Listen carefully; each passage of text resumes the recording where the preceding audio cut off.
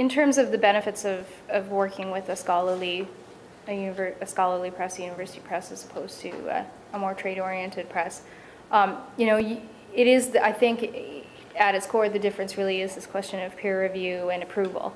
And there's a certain, you know, there's a certain prestige that comes with that, and a question of reputation that comes with that. And so in terms of evaluation, say by tenure and promotion committees, the level of interest from libraries, scholarly libraries, you know, the fact that you're publishing with a scholarly imprint, with a university imprint, does carry a certain amount of weight, as much because of that approval process, because there's an understanding that your book has been vetted by a number of scholars in your field and a board, a scholarly board.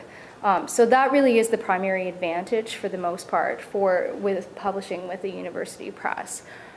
Not inconsiderable, but it really does depend on what it is that you expect to get from a given project, and it's important to ask yourself that question when you're making a decision about a publisher. You know, what is it that you need your book to do for you?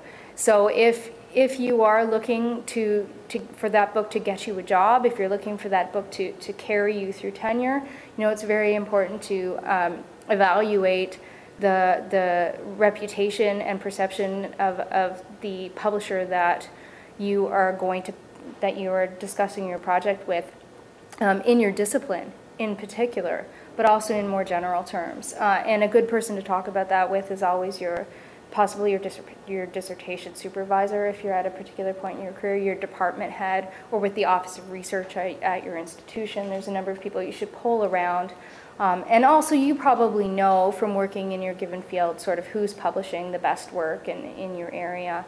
But that question of peer review is really central to the difference.